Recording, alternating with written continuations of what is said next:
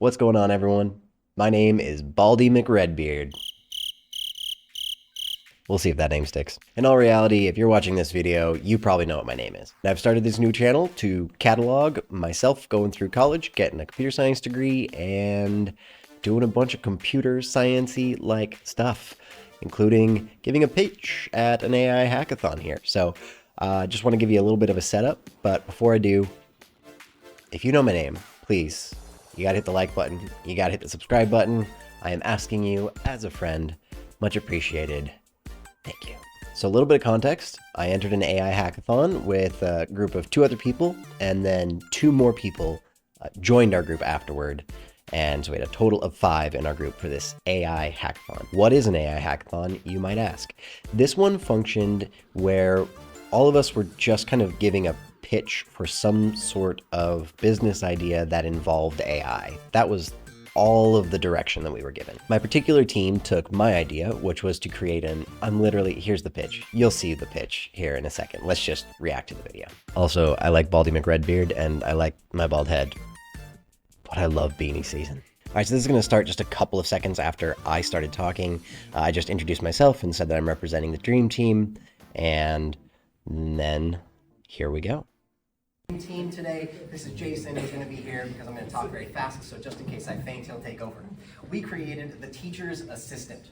So, rhetorical question, what was the first thought you had when ChatGPT came out in 2022? Some of you might have been high school students or freshmen in college, and so what did middle school and high school students think? I can guarantee it was one thing. Will this do my homework for me? So the dream team is trying to solve the problem of students using technology to cheat instead of to learn. Our solution is an LLM as a personalized tutor. Students have always struggled with cheating and engaging with school. And teachers have always struggled with having way too many students and not enough individualized time for them.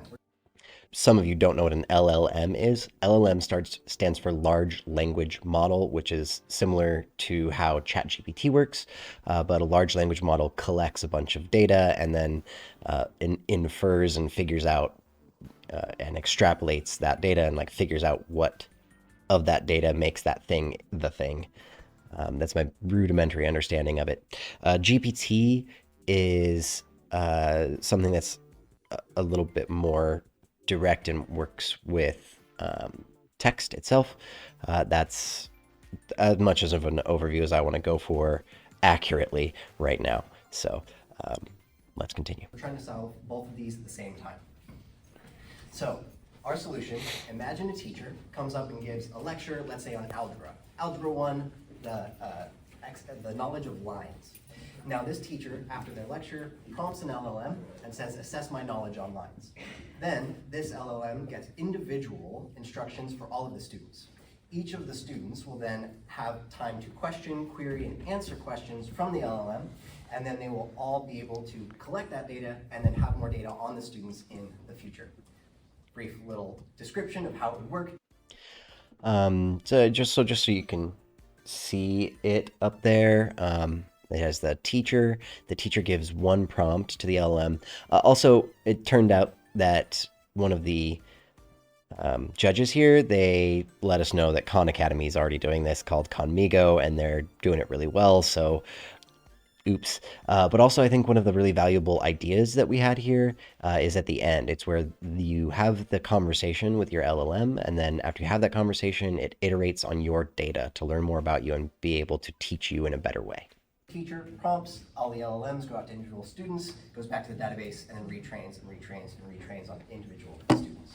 There are some things that already do this. Photomath, something I never used, but apparently you can just take a picture of your math and then it just, here's the answer. ChatGPT can be used for this right now. In fact, we are using the ChatGPT API for what we have. However, it's very broad. It's not specific on individual subjects or for individual students. And it's almost always over there. It's cheating. It's not really being used for learning right now. Probably. Too fast. So what we have now is a web app that uses careful prompt engineering to create an algebra tutor bot. This then concatenates with a prompt for engineering, with prompt engineering for individual students, which we can then call a ChatGPT API for individualized response. So I think that's the other important key aspect that this project was trying to get to, is that you have prompt engineering. And prompt engineering, if you're not sure, is how do we talk to these LLMs in a way that gives us the output that we're looking for? What kind of input can we give to them in the natural language that allows us to communicate better? So taking some prompt engineering to make one of these GPTs, and I'm going to be using GPT and LLM interchangeably. However, they're not 100% the same thing. So you have get specific on the GPT for it being an algebra tutor bot, and then also get really specific on the student for it being teach to this student, and then you can continue to train and grow those things. And as the student grows, the GPT can maneuver along with it, and then you can input that student into a different GPT, and you could input that GPT into a different student. Let's go. Here is what we have, just pretty simple application come up, and then we get to chat with everyone using the ChatGPT API. However, ChatGPT's API, it costs real world dollars. So for the demonstration today, we're just going to use some custom GPTs that didn't cost me extra dollars to show how it would work.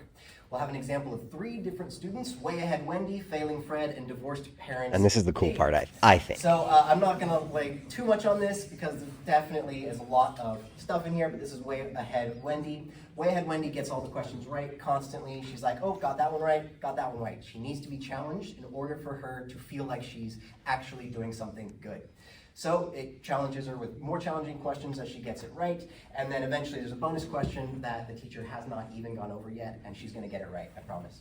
Failing Fred, on the other hand, is not very good at math, probably doesn't know even the order of operations, let alone how lines work. So he's just going to say, I don't know, this is stupid, I don't want to do math. However, Failing Fred really likes dirt bikes, so the ChatGPT has been told that it is going to tell him about dirt bikes. So, oh, look at that. The slope of an angle is just like a dirt bike ramp. Oh, that's actually kind of cool. So Fred says, that's lit, let's do this. You telling me that I can learn algebra, and all of a sudden I know how to ride dirt bikes better, and then look at that, he knows the slope. That line was 6. Thank you, ChatGPT. So, Divorced Parents Dave, he's obviously going through a lot of stuff. First thing he says is, why does it even matter for me to learn all these lines when my parents are divorcing? Now, the GPT is for Dave saying, hey, I'm going to be empathetic and try to get this kid engaged. So at the end you see here, like, very empathetic, and then at the end it says, what do you think? Take a crack at what this slope means in a line. But Dave's actually kind of smart. He was. Now, the negative slope is like his parents' relationship. He's also a smartass. Too bad. Eventually, it's still empathetic. He says, all right, the slope of a positive line goes up. He gets a little bit more into it. We all have personal experience. We are all college students, and we've used ChatGPT. Definitely not to cheat, I would never do that. However, definitely to learn. We created one rapid prototype using OpenAI's API, and then we experimented with a bunch of custom GPTs to see how the prompt engineering would work.